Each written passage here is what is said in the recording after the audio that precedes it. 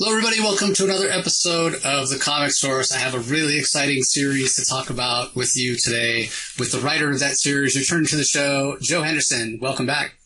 Thank you. Good to be back. Yeah, it's been a long time, man. So what have you been up to other than the big burn? A lot and yet so little to show for it. Hollywood's been a weird time, man. It's the last couple of years have been a bit of an insane roller coaster ride, as I think anyone who's been following the Hollywood news know. It's been very, very strange. The bubble finally burst. And so we had the writers and actors strike last year, and then we've also just had an incredible amount of consolidation. And so I had a number of projects in development that, and some are still around, but a lot of them just went by the wayside. So I have a lot of wonderful stories I told that hopefully in some way will see the light of day. But for now, only exist on my computer and in like a sad, like, please read me sort of way. But one of the good things about it was that in that time when I couldn't work on TV and movies, I knew that was just a great excuse to work on comics and get back into, doing what I love. And so, as soon as I knew we were heading towards a strike, I pinged Lee because I'm like, I have a window. I know there's a window coming. I know I'm going to have time, and there's a story I've always wanted to tell. And what do you think? And it was great because it's like literally the fastest I think I've ever gotten a book greenlit, because I pitched to Lee and he's like, yes. And then I think I sent like a couple pager in to Chip and David, and I think like an hour later we were good to go. Wow. Like, it was awesome. Like, they got it, they dug it, they were excited about it. They've been incredibly supportive. But yeah, it has been so nice. Honestly, so I was telling you earlier, I just got my comps in, and like to actually like have an issue in my hands again. It hasn't been since Shadecraft issue 5, but I've missed it. And and by the way, these big distillery books are just beautiful. They are. Oh, I love them. I love the covers, the spot gloss, the giant pages, and Lee's art's not so bad. So I think it's maybe the best I've ever seen his art look. I don't know if it's I don't know. The guy just gets better and better. Just fantastic.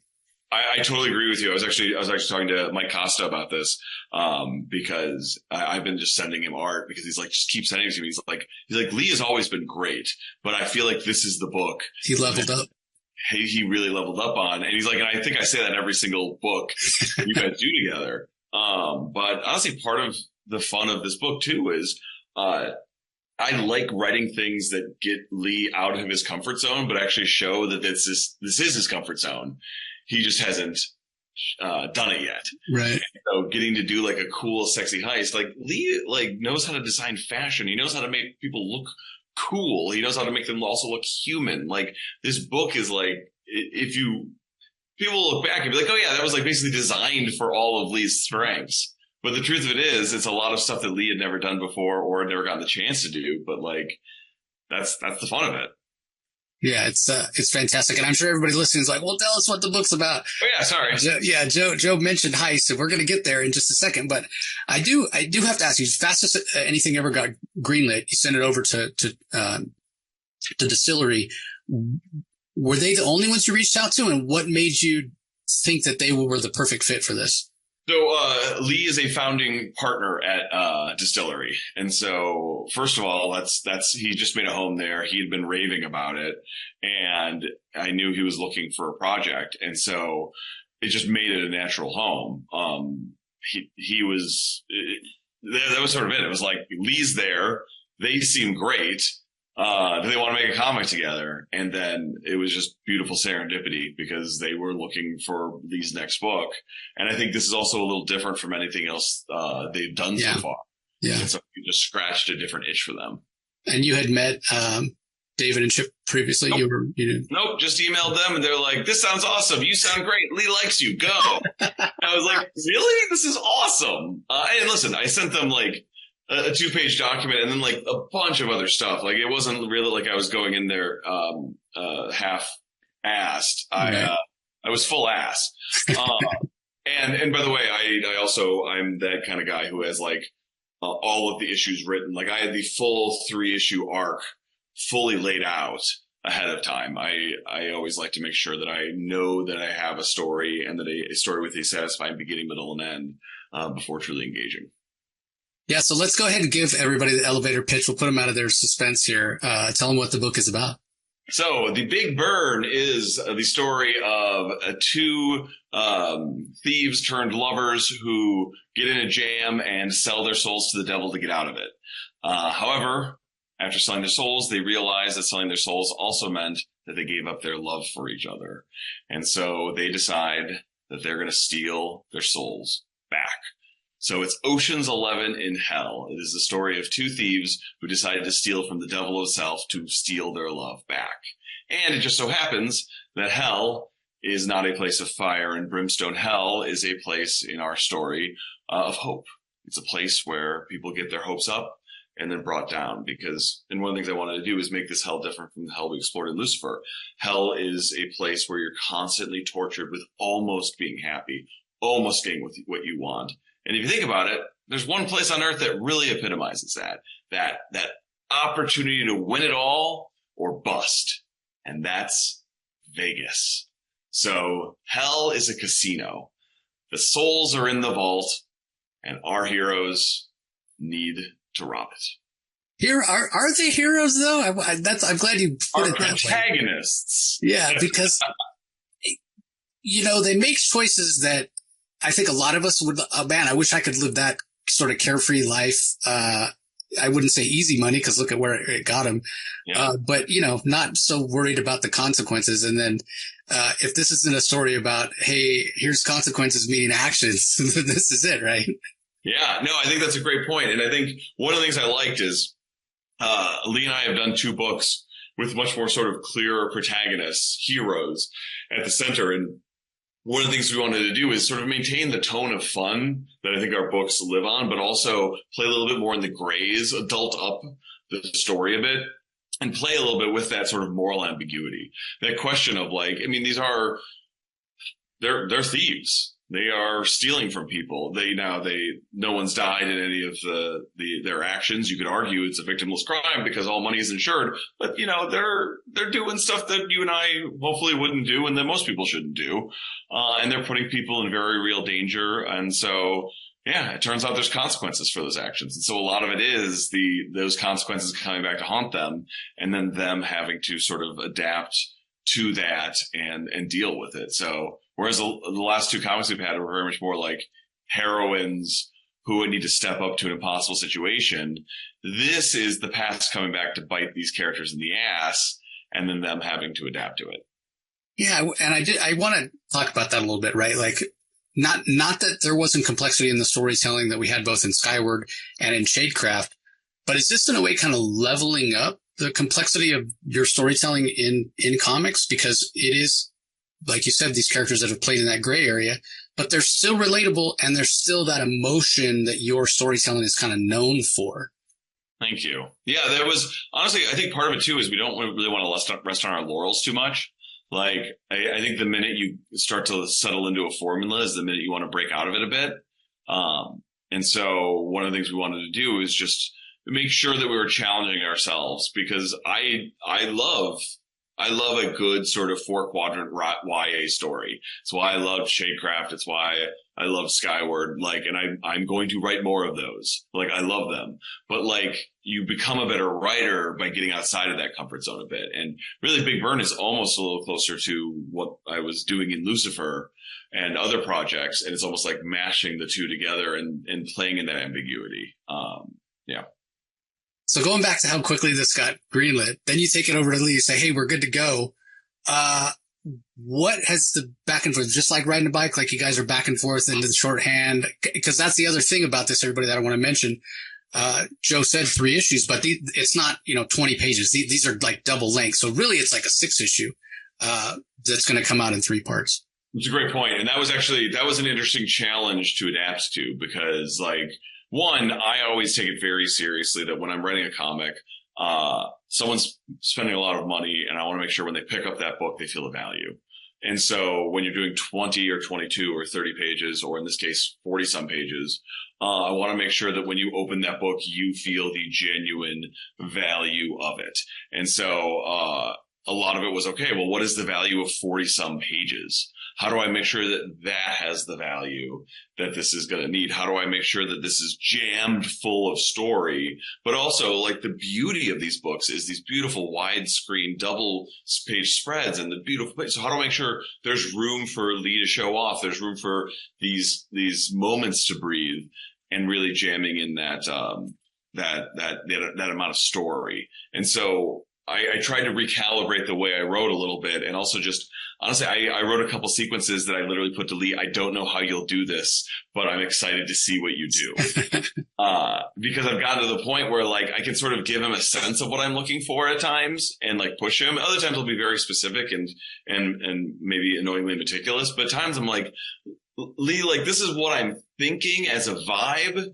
It could break down maybe like this. You'll come up with something better. Go for it. And there's a couple sequences in the first issue where he did. And that's the beauty of it. Like, we do have this incredible shorthand. And even though this tone is slightly different, it's an extension of the voice that we have built together.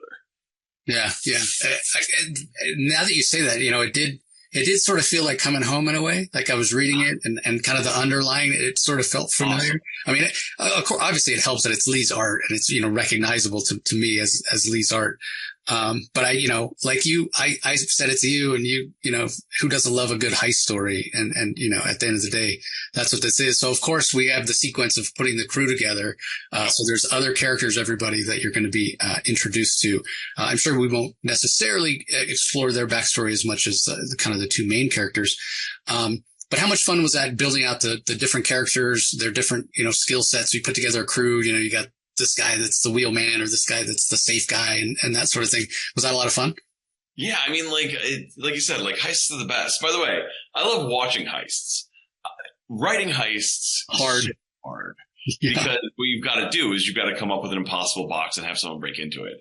I am not I hate writing, I love having written guy, except when it comes to heists, because they're supposed to be impossible. And so, but I love them. I love them because of that, because they are such a challenge. And to me, the beauty of it is always finding that slight tweak on the heist that opens up the new story. And to what you were saying, this is very much a two-hander of Owen and Carly. Like, it's the two of them leading it, but it's an ensemble too, because I love that Ocean's 11 energy. I love that sense of, like, a crew coming together. And the idea that, like, you get this crew of very talented people, but in this case, what's unique and interesting is they can't just choose anybody. They can't just say, okay, let's get the best of everyone. And to me, that's what's always exciting about the heist, is working with what you have, not what you wished you had. Mm-hmm. And in this case, they need a crew of the damned. And so if you're going to get a crew of the damned, it's a shorter list. Now, the good news is they're probably criminals, because they sold their soul to the devil, so they've probably done some bad stuff. The bad news is they might not have done the bad stuff that you exactly need them to have done. So you've got a bit of round circle, square hole sort of thing. And so that's part of the fun too, is playing with the idea of, okay, I found a great thief. She's a car thief. I'm not sure how useful a car thief is in a casino, but she's got skills. I'll figure out how to adapt to them. And, like, it's that sort of fun that I always find exciting, because you can subvert expectations and you can play with it, and you can also find ways to just to make those characters emotionally relatable based on why they sold their soul, what they do, what they're really yearning for, what they're missing. Yeah, and they seem like they'd be pretty motivated to go along with it if it means they can get their soul back as well. Someone very kindly said it was, like, one of the most obvious ideas that they'd ever heard of. And I take that very, as a huge compliment, because it's always hard to find the ideas that are obvious. But in theory, your soul is the most valuable thing in the world to you. So a heist of trying to steal your soul back, it's hard to think of higher stakes. Yeah, exactly. The other thing that's interesting about these characters is their design. So I want to talk a little bit about character design, and then of course we'll save them for last. But we got to talk about the design of the devil as well, because it's just fantastic. So did you have specific ideas of what these characters are going to look like? Did you throw that over to Lee? Was it back and forth? How'd you come up with the character looks? I had rough descriptions and some sort of like actor references, but I also tried to give him room to sort of roam a bit. And so like I would sort of be like, I was looking for vibes. So I wouldn't even say like actor references. I'd say more like style references, like, and so sort of like a sense of attitude. Mm-hmm. And then Lee sort of went to town. And it's funny, like, for example, like, Harold Barrow is a character that I did not describe as Paul Giamatti. But I pictured as Paul Giamatti, and I guess I did a good enough job of conveying it because I think Lee drew someone who looks a little bit like Paul Giamatti, and I'm like, yeah, that's who it is. That's exactly who it is. And it's fun like that when you realize that you're actually seeing a character very similarly, even though you haven't given the exact reference point, or if he brings you something a little different. And when we get to Moloch, our devil, he definitely took some swings that I did not expect, which was this thrilling surprise to me. The most well-dressed version of the devil or Satan or whatever you want to call him. He has this aristocratic look, almost like he's above everyone else, but yet we know he's when it comes to what he's willing to do, the way he'll trick people, he's the lowest of the low. I love that juxtaposition of how well put together he looks and how completely evil he is. Well, and by the way, the reference point on that was Jason Momoa meets Andy Garcia. Okay. Because I wanted someone who didn't feel like Tom Ellis. I wanted someone who didn't feel like the devil that I had written or the devil that Lee had previously drawn. And so first of all, I wanted someone who was physically intimidating. Lucifer from the comics and Lucifer from our show is not. They're both more up here. Now, I still want him to look smart and elegant. I think that's where that sort of regalness came from, which was not part of my description, but what Lee, I think, clued into stylistically, which is like he's presenting himself a certain way. He might be big. He might be able to snap your neck in his hand, but he dresses as if he also is the life of the party and like the person you want to hang out with, a esteemed gentleman, if you will. And so that was a fun contrast point that I got really excited about. You might also notice, and I did not notice, Lee had to point this out to me, that his hair is shaped like a pitchfork. I did not notice that. You got the two braids, and the goatee. Yeah, it's those little at it right now, 100%. Where you're like, oh my god, of course it is, and it's just like it's such a great iconic look, but it actually means something too. Yeah, that is. See, Lee, just a genius. He is so good. It is. He spoils me. Well, not only do we have Lee Garbett on art, but you have Lee Luttridge coming back to do colors on Lee's line work. And when it comes to a book like this, especially one where you're, for lack of a better term, traveling between worlds, between Earth and hell, different planes of existence or what have you, you need somebody who can handle those subtle shifts to kind of clue us readers in. So when you saw Lee's color, first of all, was he somebody that you thought of right away that could handle kind of the subtlety that you were after? Yeah, he's someone Lee is. It's my first time working with other Lee, as I call him.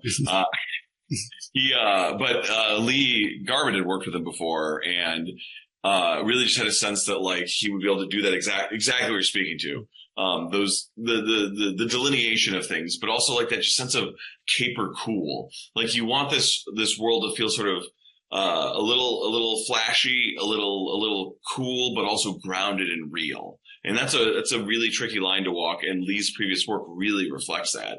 And so, yeah, I mean, we got colors in from him and it was just like, oh, he got it. There was no back and forth. I mean, there was back and forth, but there wasn't like like the first swing was 90% there, if not 95% there, because like he locked in, he understood. It's like, it's got like that Soderbergh vibe, that sort of like out of sight. Like there's a little grain to it. Like it feels like it's not necessarily on film stock, but it feels like it's on paper stock. And I like that. I like that level of texture that he brought to it. And I like it when colorists bring a little bit of voice to the page, which I felt like he did.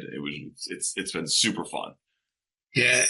And you really want to lean into the visuals when you said, like you mentioned before, the distillery books being bigger. Yes. You can see more of the detail. It's high quality paper. It's glossy. The last thing you want to do is skimp on anything visually. And this, you guys just knocked it out of the park with the first issue.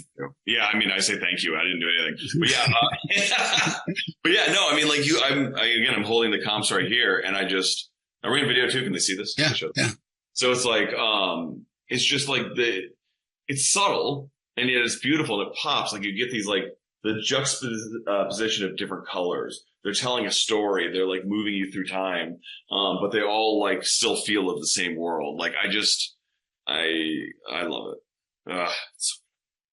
So the week of San Diego Comic-Con, June 24th, everybody, Big Burn issue number 1 will hit comic shops. So hopefully you can get a copy. Let your retailer know now. It's probably too late to do any sort of reorders, but that doesn't mean you shouldn't mention it to them, because guess what? When it comes to issue 2 and issue 3, you can pre-order, you can let them know, or just talking to your, local shop owner. More people he has talking about a book to him, he knows, hey, people are going to want these books. I'm going to order plenty for the shelf or what have you. So look at these beautiful covers. Yeah. Yeah. Look at these. There's more too. I love all the alternate covers because that's where it's weird. Those almost make the book feel real because another artist is taking characters that you created. In the case I created with Lee, and externalizing them. And so all of a sudden, like, Carly's alive because someone else has drawn her. Owen's alive because, and it's like, they're interpretable as opposed to just yours. And so the alternate covers have just thrilled me. I can't wait for issues 2 and 3. It's one of the and this is completely a first world problem that I have. I often get press previews if I'm going to interview somebody, like I'm interviewing Joe. He allowed me to read the book, but so now I got to wait even longer than everybody else for the next issue, which I'm perfectly willing to do because this is an amazing book. So it's been great chatting with you about it, Joe. I do one more question here as we're winding things down, though. We mentioned the different characters putting the crew together and what have you, and the looks. When it came to the actual characterization, is there a character that has more of you in them than any other, or maybe it was one that was sort of easier to write or kind of spoke to you more? Anybody immediately come to mind? Don't say Moloch, I hope. No, I mean, honestly, I think what I did is I split myself in half and tried to put half of myself in Carly and half of myself in Owen. Like, I think Owen is a little bit of the guy I wish I was, but also I'm afraid I am, in as much as that, like, he's the gambler, but he's also kind of emotionally shut off and in denial about the fact that he has to face his own emotions. Whereas Carly is the planner and is always thinking things through, but also like maybe, feels a little too much. And so what I try to do is almost like segment myself and split it in half. So I guess The Big Burn is a story of me falling in love with myself. Sounds potentially masturbatory, but welcome to my hell. You guys are going to enjoy the ride. You're going to exactly. The ride. But yeah, no, it's and then I try to put a little bit of myself into every character, even Moloch. And one of the things that's exciting is in the upcoming issues, we'll dig into who he is a little bit. We'll learn a little bit more about him. And the best villains are the hero of their own story. And one of the things I wanted to do is really differentiate him from Lucifer, but still give him a drive, a hero's journey, if you will, a sense of why he does what he does that's relatable and something that you can have empathy towards.